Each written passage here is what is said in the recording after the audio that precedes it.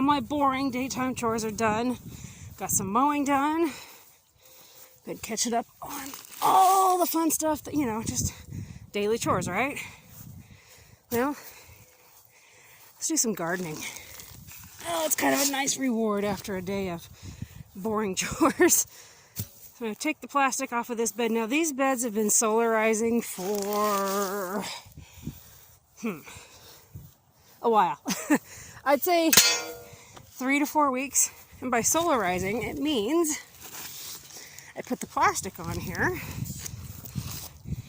and the sun has been cooking the soil underneath, which what it is compost over the top of just garden bed soil. And considering what I could be battling, like tons of weeds, I'm not too unhappy with this. I'm not surprised what I have though. So this stubborn grass, not a surprise, it's always a pain. This is bindweed. As soon as my state, Idaho, decides to get with it, Colorado has this really neat mite. It's a bug that they've discovered, bred, I don't know, that will attack bindweed and destroy it. But of course, Idaho's like, no. I'm sure there's something here in Idaho we grow, who knows what, but something that they're worried about that mite going after. So far Idaho has said nope, and I'm not interested in using chemicals, and as it is, most chemicals don't work against it. So it's just a constant stick your shovel in or pull it out or however you want to go about it. Bindweed is its own demon. I'm going to get this plastic pulled up. Let's see. That's alfalfa. What's funny is down here, these are sunflowers. Those are from last year. I'll let them grow. They're fun. But plans for this bed. I'm going to take the plastic off, bring the lawnmower over here, and mow the edges here so it's not so ugly. Get rid of the mohawk. And then, what am I doing after that? Oh, planting.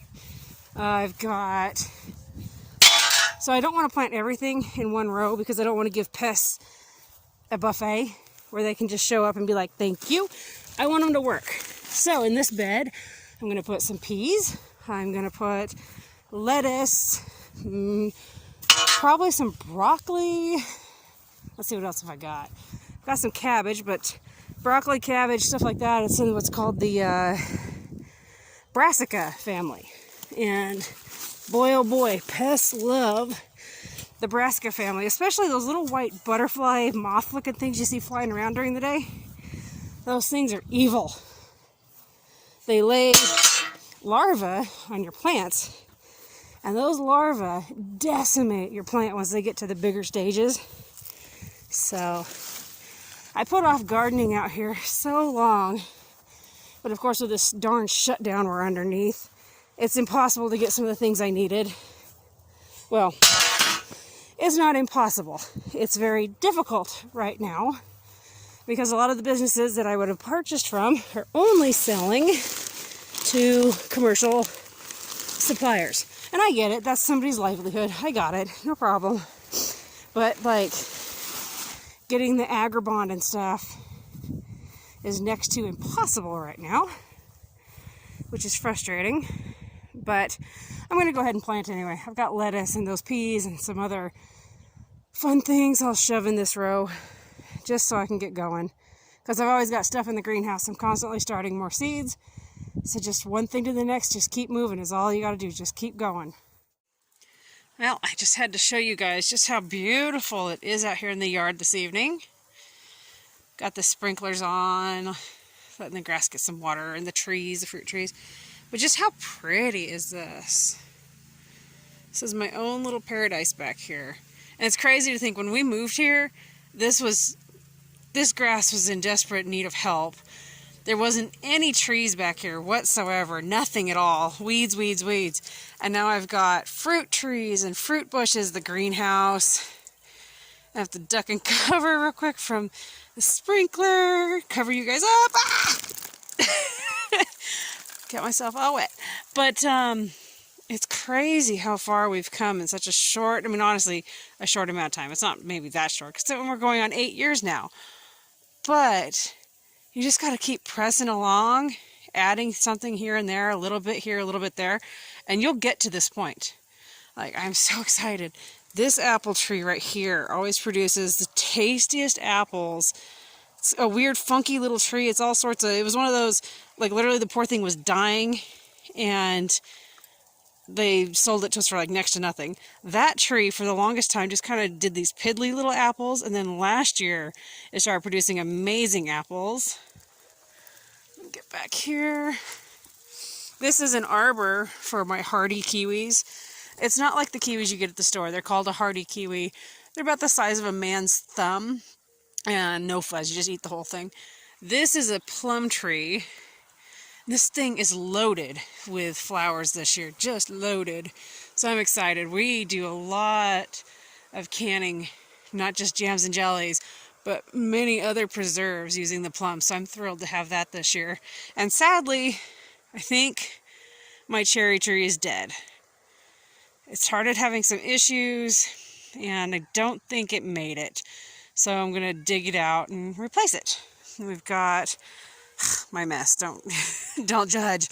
And we've got to get the raspberry patch cleaned up. But there's red raspberries and gold raspberries. There's a hop. I think this is either a raspberry or a mulberry. We've got this kind of, the kids and I, we just go to the store and buy plants, and then we forget sometimes what we have. And this is, again, either a mulberry or a raspberry here. This was given to me as this goofy little bush from my friend. She got it at a sale. And forever it did nothing. It was just this tiny little piddly bush, very, very tiny. And it was so terrible. And then all of a sudden, it really kicked into drive and started growing. And I was like, okay, cool. But last year, it actually bloomed. These beautiful, beautiful blooms. You see these? Turns out, this is a flowering quince. Or, I don't know how you say it. Quince. But I am thrilled because I can use the fruit. Actually, my reading, though, I need another one because it needs a pollinator. So I may not get fruit this year. But it just gives me an excuse to go spend money at the store, right? So then it grows up, and the hops are in it. But then this is not a quince. I mean, look, there's something different, right? So I was asking my Facebook page, Homesteading in Idaho. I asked the group last year, I said, what is this? I could not for the life of me identify it. Well, it's a choke cherry. And choke cherry has a bad rap, and it also has its good rap, depends on who you talk to. So I'm letting it grow. It's got some uses. I can learn to use it and utilize it, so I'll try. This is my golden currant that has moved with us. This is its third house. So 2 houses ago, we found it. Just 1 year, we'd been there a while, and just 1 year it started growing in the play area, so a bird had made a contribution and had this golden quince, or not quince, I keep calling it a quince, it's a golden currant, had it growing, and then we had to move, and I was just like, I don't want to leave this behind, I really wanted to take it with me, so put it in a pot, and for a year, year and a half, I think, it lived in a pot until we moved to this house. And well, it's no piddly little bush. It's taller than I am and loaded again this year with flowers. It produces so many. It's so reliable. This plant does such a good job every year. So that was my impromptu tour of our backyard, y'all. Didn't even plan this. I was coming out to the greenhouse I was coming out to the greenhouse because it's evening, I need to get it shut down, and I just stopped. I couldn't believe how beautiful it was back here with the lighting from the sunset, and I just had to share it with all of you. So yeah, now I'm going to go get the greenhouse shut down for the night. But I just had to show you, it's just beautiful and peaceful this evening. Well, I got started on that bed earlier, pulling the plastic and trying to get it going. But I have a rule, because that's at my neighbor's house, and even when I'm here, I don't do anything loud if my neighbors are entertaining, and because they are so nice to let me garden at their property, if they're entertaining, have guests over or something, I will not go over there and work, because I think it's rude to be a distraction, anything like that. So that's all right. Look, check it out. I got this beautiful sunset I get to work with. But before I get over there and do some planting, I want to show you guys. So this is not the map of the entire garden. Last year I mapped it and split it up on the page, but it was really hard to squeeze in there what I was growing. So this year I'm just taking the west beds and I can write in what I'm doing. And then I have my companion planting guide here, and I'm doing peas today. Come on, brain. There we go. Peas. So I can put it near corn, bush beans, pole beans, carrots, celery, chicory, cucumber, eggplant, parsley, early potato, radish, spinach, strawberry, sweet peppers, tomato, and turnips. But to avoid chives, gladiolas, grapes, late potatoes, and onions, which that works in my favor. I will put the onions at the other end of the bed, kind of to use it as a distraction to pests at the other end. And then I'll just plant my greens that I was going to plant. I can plant my greens in there and be just fine. And then I might be able to actually, let's see, broccoli. So broccoli only has to avoid, because I have some broccoli I want to plant. So it doesn't say anything about that. Cabbage, same thing. Let's see, what else did I have? Oh, heck, I can't think. Let's see, where's cauliflower? Is it on here? Probably not, because it's pretty much covered with broccoli and cabbage. So I'll probably sneak some of that in the bed just a little bit further down, just so I can spread out what I'm planting. And then, of course, I can easily put some lettuce. We'll double check here. Lettuce. So beets, broccoli, bush beans, pole beans, dill, carrots, cucumbers, onion, radish, and strawberries, and avoid cabbage. So I'll hang the lettuce out here and there, and just, maybe I won't plant cabbage over there. I'll just do broccoli. So this guide I found, it's so theseedsupply.com, and check out Pinterest if you're on Pinterest. There's a ton of different companion planting guides. That's just one of them that I use. So I'm going to get going before I lose too much more light and get started on that bed. I'd like to get something in so I can feel accomplished for the day. Another reason I love having my homestead garden journal is I can go in here where I've got notes, and I can go to my peas. I know when to plant, how to plant them when I'm starting them.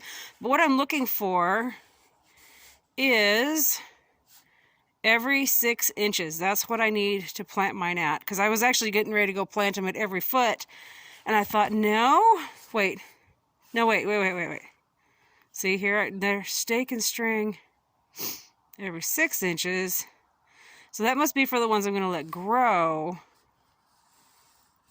Plant clumps of 3 every 12 inches apart. Okay, so what if I cut the difference? I'll go 8 inches. I wonder, I don't remember, but anyway, so see, this is why it's important. Have your notes. I should have made maybe a better one. This is stake and string, so that, to me, probably is the ones I'm going to let grow tall, and they're going to go up, so that makes sense why they would have 6 inches. These guys, I bet you that's the bush peas. That's why. So I'm going to, because I am going to string those, I'll go 6 inches, and see, let's see what happens. We'll go 6 inches. All right, let's go out there and plant. Well, it's getting dark, but I'm still working. I wanted to show you guys these onions. They come in a clump like this from the store. I actually seed mine so they're in the clump that I want. But if you're real careful, see how these roots are pretty together? If you're real, and I mean careful, you want to separate. I'm just kind of pushing my finger around in there, tracing, because you can feel where the roots go, and you just gently, oops, sorry, my finger's in the way. You just gently pull and separate. My goal is, so let me show you. So look, there, I got an onion out. That's one onion. See, I've got 1, 2, 3 clumps right there. There's 3 to 4 onions per clump, and they're spaced 6 inches apart. And the onions will grow and push each other kind of out of the way. And see how wide this bed is? They've got a room to spread out. And then when I go to harvest, I will harvest the biggest ones first, and then go from biggest to smallest. Or towards summertime, when the tops are ready to brown out, I will just lay them over for drying, pull them out of the ground, lay them over, and then taking the clumps and put them away for the year. So it looks like a real mess of roots here, but just keep playing with it. It's just like, ladies, when your necklaces get all tangled up. You guys know what I'm talking about. Men, what about when your fishing line? I can't tell you how many times I have helped the kiddos and myself get our fishing lines untangled. So I got that one there. Getting bitten by a mosquito. Pull this one. There's another one. Another. Okay, so there's a clump. I see. Nope, that's. Let me smell it. That's a weed. Okay. All right. There's that little dude. Right there's a little guy. So there's a clump of 4, counting the little stinker. This is some weeds. So remember, this bed had some. Oh, here, I'll show you. Let me first get that in there. This is a weed. There's a weed. Okay. Got my shovel in there. Put the seeds, or the seedlings in there like that. And get that weed out of the way. Alright, stand up, you guys. Here we go. It's kind of hard doing it one-handed. Bear with me, everybody. There we go. See? There we go. One more clump of onions. So anyway, this bed, you can kind of see right there what it looked like. I took my big shovel. It's over there on the plastic. Anyway, I took my big shovel and I just repeatedly came in here and just put the shovel into the soil to break up these weeds. On the other end of this bed, I've already got the peas in. I'm just putting these little happy little onions right on in there. Stand up.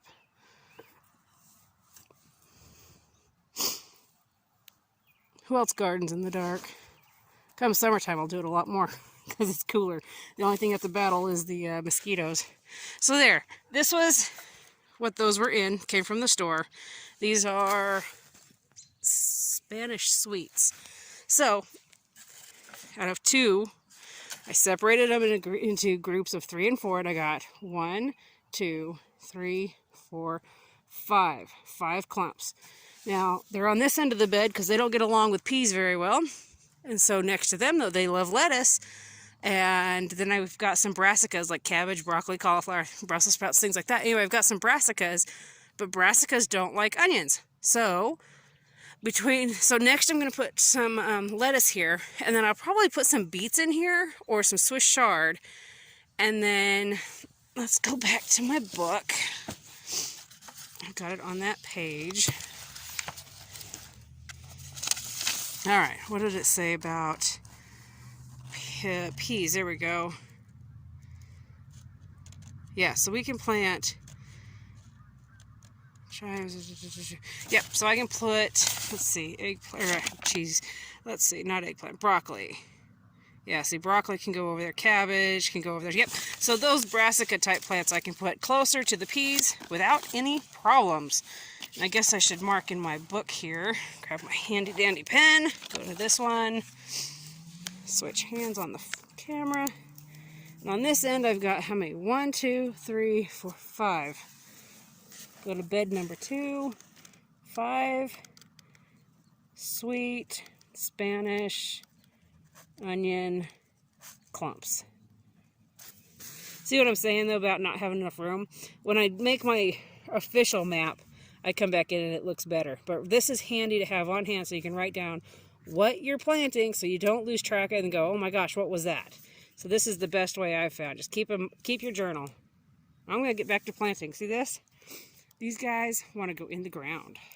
They're not all going in this bed, but I need to get all these plants planted.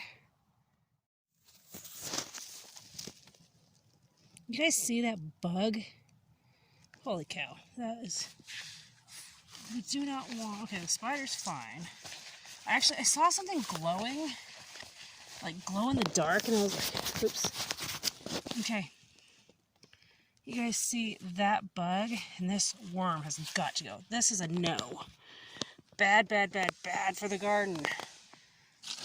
Go in there, I'll give you the chickens. I wonder if it was that or that. Let me see. I'm going to turn the camera off. Something was fluorescing and moving. I kind of think it's this bug. But this is nuts. Okay. Let's see if I see it. Of course, with the camera, my cat is like, what are you looking at, Mom? Hi, buddy.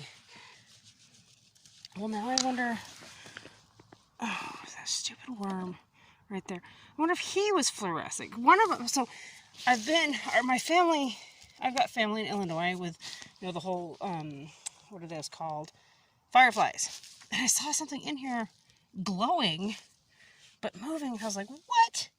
So, it's either that, which I don't know what that is, or this darn worm. And I've heard that you can see some of these things with a black light, but I didn't have a light on. It was just me and the light. I wish I had a camera that could pick it up, whichever one was glowing or fluorescing or something. I don't know. See, this is the weird things you see when you garden in the dark. Hi, what are you doing? Hey, I just got 4 more. So I don't. Can you guys see the row? Probably not. But I'm literally done to the last. So this is broccoli. This is going to be for cabbage heads, and the peas start right there. So I've got enough room right here to get 4 cabbage heads in the ground tonight. Yay!